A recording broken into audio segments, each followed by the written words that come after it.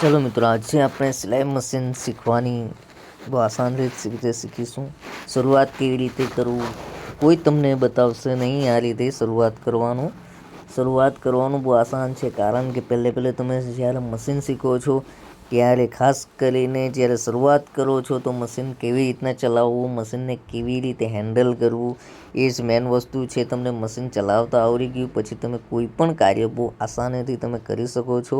એ ના આવડે તો તમને બીજું કાંઈ જ ના આવડે એટલું સમજવું. બીજી વસ્તુ એ છે કે મશીનથી સિલાઈ મારીને તમે ખોલતા કંટાળી જાઓ છો. એટલા માટે આપણે શું કરવું પડે છે, આપણે પેપર પ્રેક્ટિસ કરવું પડે છે. પેપર પ્રેક્ટિસ કરવાથી સીધી લાઈન, જુદા જુદા શેપ મુજબ મશીન ચલાવી શકાય, કંટ્રોલ કરી શકાય. 14 top stitch, pressure foot stitch, break line stitch, middle line stitching practice થઈ શકે છે.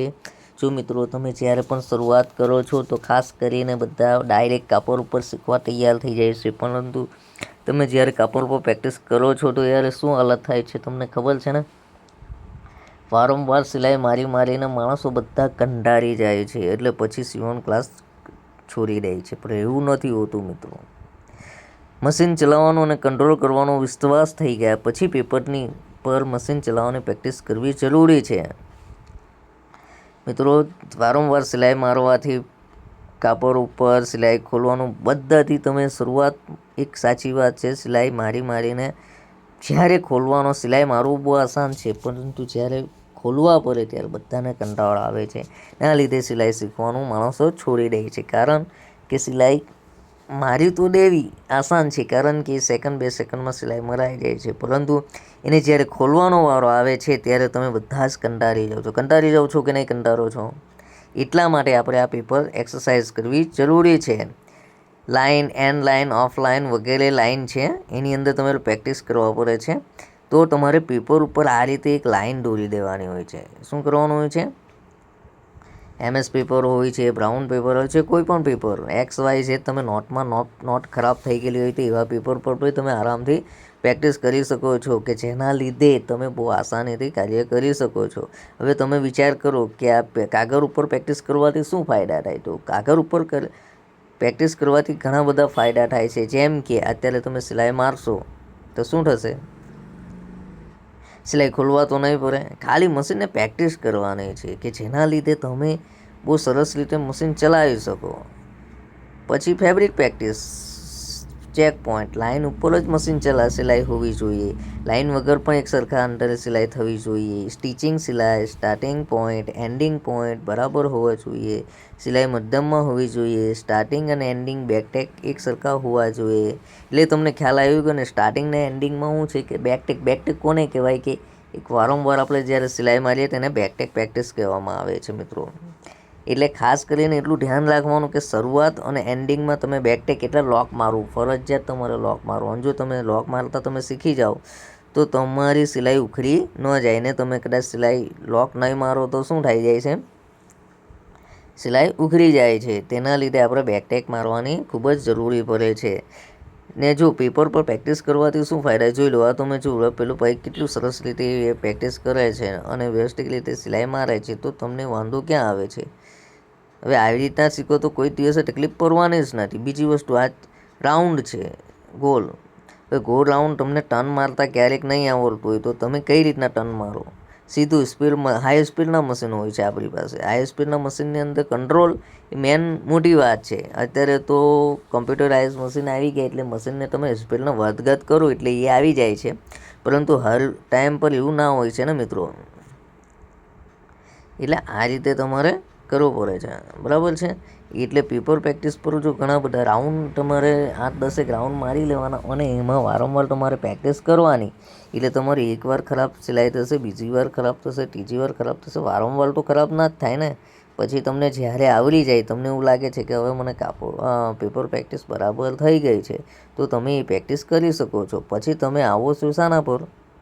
કાપડ ઉપર. જો સિલાઈ મશીનની પ્રેક્ટિસ કાપડ ઉપર કરવી તો પહેલું કે મશીન કંટ્રોલ અને પેપર પ્રેક્ટિસ કરવાથી જ કુશળ કારીગર બની શકાય છે, જે પ્રથમ પગથિયું છે. ત્યારબાદ કાપડ ઉપર સિલાઈની પ્રેક્ટિસ કરવામાં આવે છે. જો મિત્રો, તમે આ રીતે સિલાઈની પ્રેક્ટિસ કરશો ને કાપડ ઉપર. જો પહેલાં તમે પેપર પ્રેક્ટિસ કરી, ખાલી મશીન ફરાયું, પછી પેપર પ્રેક્ટિસ કરી અને પછી કાપડ ઉપર પ્રેક્ટિસ કરો તો તમારું આપોઆપ તમારે આવી જાય છે. આવે કે ન આવે? આવી જાય છે, બરાબર છે. એ રીતે તમે પ્રેક્ટિસ કરશો ને તો 100% તમને પ્રેક્ટિસ થઈ જ જાય છે. એટલે સીવણ મશીનની અંદર પ્રેક્ટિસ બહુ શરૂઆત કરવી બહુ આસાન છે.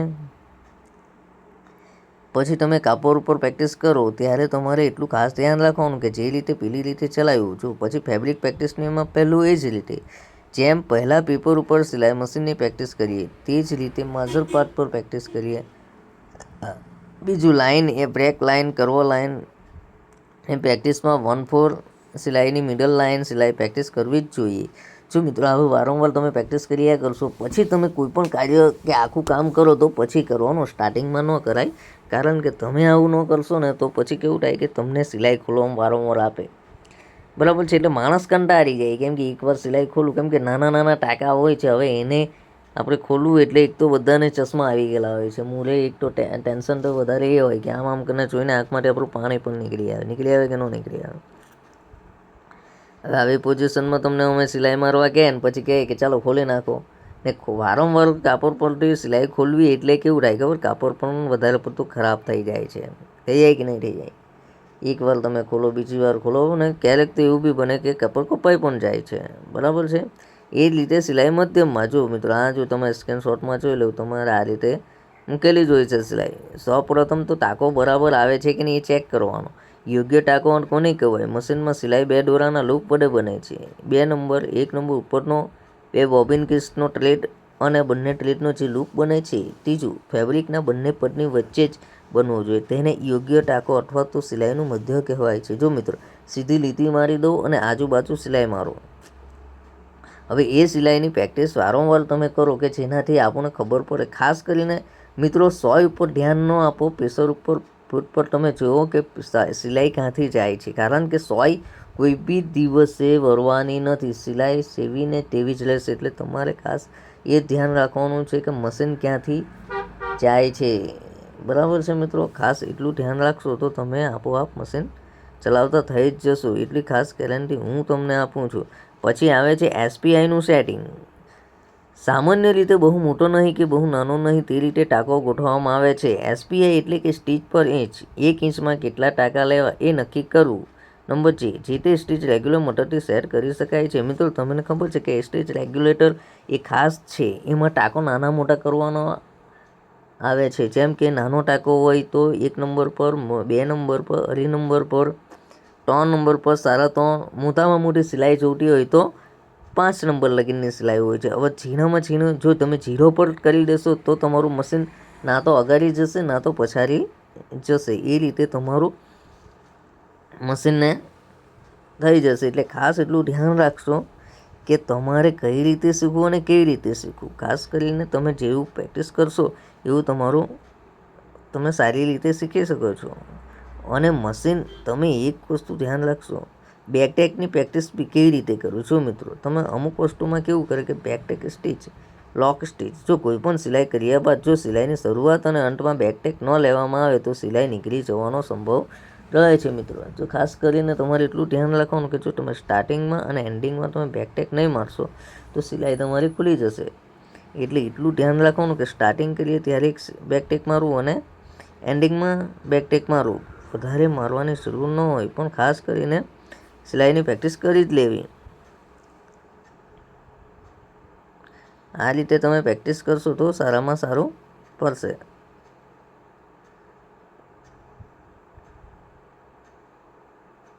જો મિત્રો આવી રીતે તમે બેકટેકની પ્રેક્ટિસ કરી શકો છો. જો લોક સ્ટીચ જો પછી તમે કાટ પણ મારી શકો છો અને નીચે પણ લઈ શકો. એટલી બધી મહેનત કરવાની જરૂર નથી. સિલાઈનું મધ્યમ. જો સૌપ્રથમ તો ટાંકો બરાબર આવે છે. આગળ પણ હું તમને સમજાવી ગયો છું અને આ પણ પાછો હું એકવાર પછીથી પાછો સમજાવું છું કે તમારે જ્યારે પણ સ્ટાર્ટિંગનું એન્ડિંગનું કામ કરો છો તો સિલાઈ બે બાજુ ચેક કરી લેવાની કે કઈ રીતે સિલાઈ મારી છે અને કરવાની છે. જો તમારે એવી રીતના ના હોય તો તમારે જે પણ યોગ્ય છે એની પર સીધી લીટી મારવા માટે તમારે ચેક કરવાનું છે. અને આવું બે સાઈડે તમારે ટપકા ટપકા પાડીને લાઈન કરવાની છે અને એની પર પછી તમે જોઈએ તો મશીન મારો, યા તો પછી પેન્સિલથી તમે નાનું માર્કિંગ કરી લો કે જે રીતે તમારી સીધી સિલાઈ જતાં તમને પ્રેક્ટિસ થઈ જાય છે. પછી એસપીઆઈનું સેટિંગ સામાન્ય રીતે બહુ મોટો નહીં કે બહુ નાનો નહીં આવે છે. એસપીઆઈ એટલે સ્ટીચ પર ઇંચમાં કેટલા ટાંકા લેવા નક્કી કરવું. જો મિત્રો હું તમને પહેલી વાર તમને પેપર પર પ્રેક્ટિસ કર્યું, આ શાના પર પ્રેક્ટિસ છે, કાપડ ઉપર પ્રેક્ટિસ કરવી છે. ને કાપડ ઉપર પ્રેક્ટિસ કરતી વખતે સ્ટીચ પર ઇંચ પર કેટલા સેન્ટીમીટરમાં તમારે ટાંકા મારવા અને લોક મારવું એ ખાસ કરીને ધ્યાન રાખવું જરૂરી છે. જો મિત્રો તમને સિલાઈ શીખવું જ છે તો તમારે પહેલાં સ્ટાર્ટિંગમાં થોડી કુરબાની આપવું પડે છે. કુરબાની એટલે કોઈપણ વસ્તુ તમારી 1 મહિનામાં કે 2 મહિનામાં શીખી જાય એ હું નથી માનતો, પરંતુ તમને ટોટલી શીખતા અને કમ્પ્લીટ બનતા તમને વર્ષ પણ લાગે છે અને 6 મહિના પણ લાગે છે. ત્યારે તમે શીખી શકશો. તમે એવું વિચારશો કે અમે આજે માર્યું છે અને કાલે શીખી જઈશું, તો એ તો શક્ય છે જ નહીં. બેકટેકની પ્રેક્ટિસ પણ એ જ રીતે છે. બેકટેક તમારે પાછું ફરીથી રિવિઝન કરીએ છીએ. જો બેકટેક આ રીતે પ્રેક્ટિસ તમે કરીશો તો બહુ સરસ રીતે પ્રેક્ટિસ થાય છે અને પ્રેક્ટિસ કરતા જ રહેવું. જો મિત્રો ક્યારે બી તમે પ્રેક્ટિસ કરો છો તો એટલું ખાસ ધ્યાન રાખવાનું કે તમારે મશીન ચલાવવામાં ખાસ કાળજી રાખવાની કે હાથમાં લાગી ન જાય એટલું ધ્યાન રાખવાનું. એની સારું આપણને નીડલ ગાર્ડ પણ આપેલો હોય છે, પરંતુ ક્યારેક એવું શક્ય બને ત્યારે મશીન ઉપર કામ કરતી વખતે તમારે ગમે તેવી રીતે વાત ન કરવી, કંઈક આજુબાજુ બહુ ધ્યાન નહીં રાખવું. સ્પેશિયલ મશીન ઉપર ધ્યાન રાખવું કે જેનાથી હાથમાં લાગી ન જાય સોય. હવે છે બોબિન થ્રેડને મશીન બેઝ પર લાવવો. સૌપ્રથમ મશીન બંધ છે તેની ખાતરી કરી લો. ડાબા હાથ વડેથી ઉપરના નીડલ થ્રેડને પકડી રાખો. જમણા હાથ વડે હેન્ડવ્હીલને આપણી તરફ ફેરવો. જો ટાંકો પૂર્ણ કરો. નીડલ થ્રેડ સાથે નીચેના થ્રેડનો લૂપ બની ઉપર આવતા આ લૂપ બનેલા હોય થ્રેડને ખેંચી બંને થ્રેડને પ્રેશર ફૂટની પાછળ લઈ જવા.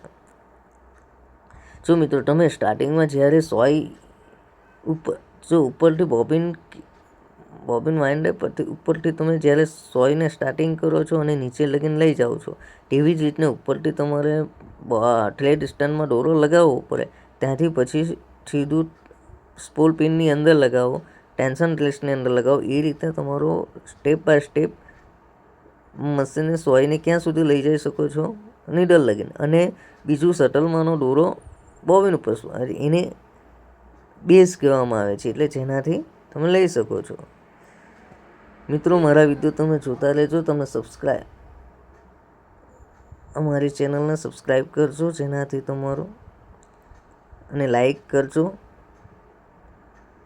સબસ્ક્રાઈબ અને લાઈક કરો અને કોમેન્ટ કરો કે તમને કેવા વિડીયો પસંદ આવ્યા. જો પસંદ આવ્યા હોય તો 100% તમે લાઈક કરજો, જેનાથી મને બીજા વિડીયો બનાવવામાં ઘણી સફળતા મળે છે અને આત્મવિશ્વાસ મારો વધી જાય છે. એટલા માટે મિત્રો બધા જ મિત્રોને ખાસ વિનંતી છે, તમે સબસ્ક્રાઈબ કરજો, લાઈક કરજો.